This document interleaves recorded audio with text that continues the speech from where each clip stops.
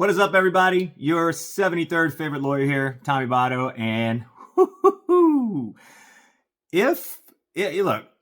I understand, unless you've been living under a rock, if you're watching this, you know what happened. So let me Tarantino it for you here.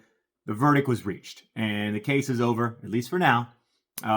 Everybody found guilty. Well, most of the people found guilty, but the stuff leading up to the verdict, and even after the verdict, if the Netflix documentary wasn't already just must-see TV subscription payment service, whatever, must buy it to watch it, the stuff that's happened leading up and since is just going to take it over the top. So, quick recap. Since our last update, you had a couple more witnesses that the federal government put on the stand before they rested their case. You had an FBI agent, Matthew Smith. He testified for hours, essentially saying his investigation started in 2019. How did it start? He was tipped off by defense lawyers. So there you go. Defense lawyers being defense lawyers. Everybody is lying. People don't get hurt in car wrecks. Big insurance and big corporations. Yay, way to go. But he basically said he received some complaints, up to 100 of them, saying, hey, something fishy's going on here. You might want to look into it. So all the lawyers here trying to grill him. He is essentially saying he had recorded phone calls. He had a whole bunch of pictures and videos showing what he believed were key witnesses and key figures to this conspiracy all getting together. On cross, he was challenged by each party's defense lawyer, like, hey, do you have any correlation to our clients for what's going on? Any use of the term fishing from our lawyers? And he was pretty blunt and said, well, no, because the lawyers weren't really worried about fish. So they didn't reciprocate all of the terms, which I found was pretty interesting. But he said, look, this investigation's been going on so long, it's all in my reports. They were trying to beat him up. Obviously, it didn't work. Also, and this is a little curveball on the prosecution side, allegedly, they failed to hand over some important discovery. I believe it was a handwritten note, 1 or 2 pages worth of stuff, and then a couple of photographs identifying some of the possible maybe slammers or people involved in the wrecks that were implicated in this whole operation. The judge, pretty pissed about that, ordered a witness to come back into court after the prosecution had rested their case. She made some comments, hey, this was one of the things I hope to avoid in this whole trial. You're delaying it. AKA, I'm pretty pissed. Why would you do this? They gave the defense an opportunity to cross-examine that witness, and needless to say, that was it. Prosecution rested. Giles, Mata, none of them took the stand. So now it's time for closing arguments. Closing arguments were pretty entertaining. So you had the prosecution obviously just relaying their whole argument that they've laid out through witness testimony and opening statements. Hey, this whole thing is about greed. It's about the slammers being greedy. It's about the lawyers thinking they're smarter than everybody and above the law. They are being greedy. They described the slammers as the heartbeat of the operation, but the lawyers were key. They knew what was going on. They were waiting in the wings. They were helping as the scheme progressed. They were the ones kind of outlining when, what, where to do. So it was all just a big greedy racket, and they finally just got caught.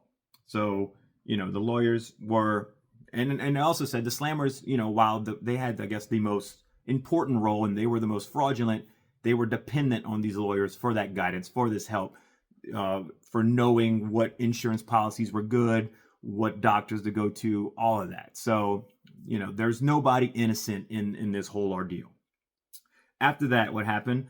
The guy representing the King firm gave his closing arguments, and his basic argument was, oh, well, we didn't exist. All these wrecks started in 2011, and guess what? The King firm wasn't around in 2011.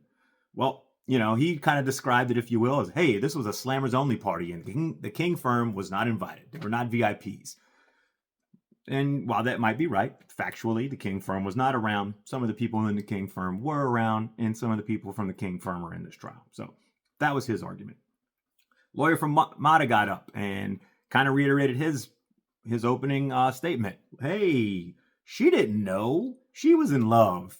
This was all Al Fordish. She was just star-crossed and lust-eyed, and she really loved this guy. And so, he obviously knew what to do. He was a lawyer. So all the cases that he was bringing in, he was so successful, they had to be good, right? So they were saying, essentially, and this is his words, not mine. Look, she might have been an inexperienced lawyer, or she was probably even a bad lawyer, but she wasn't criminal. So you can't charge her as a criminal when she didn't know. She was just trying to make her way in the world and do her job as a lawyer. And it brought her to get involved with this whole scheme. She had no knowledge, so you can't find her guilty, not a criminal. Then you had Giles' lawyer. So she was harping on the fact, hey, no one really implicated him. None of the prosecution's witnesses, except for Badeaux. He didn't know. He was just doing his due diligence as a lawyer enough, I think was her words, that when someone comes to you with a case and says they're hurt, you just, you don't really have to investigate. You have to take them for their word. And you had no reason to believe it was fraudulent because he didn't know. He wasn't he wasn't straightforward, and he wasn't instructed at the beginning that these wrecks were happening and were fraudulent. That was her thing. Basically said what happened at Mata's law firm didn't happen at the King firm. But of course, if you remember from our other videos and testimony, Badeaux said he basically used to walk through the back door at the firm. They also had one of the paralegals testified and basically said, hey, here's the deal.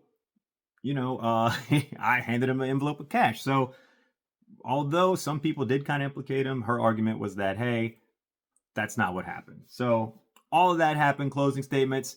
Case went to jury deliberations on Friday morning. And guess what? Friday afternoon, they returned a verdict. And of course, here you go. It's guilty. What are they guilty of? Well, you might just have to watch the next video where we wrap it all up. And if you're lucky and I kind of poke around and find what I'm looking for, maybe there might be another one after that. So here you have it. Closing arguments done, jury deliberation, and they are finding people guilty. But what are they guilty of? When are they getting sentenced? I don't know. That's going to you have to tune in for next time. Remember, like, share, follow. And if you're in a real car wreck and want an actual settlement check, it's not fraudulent, better call Badeaux.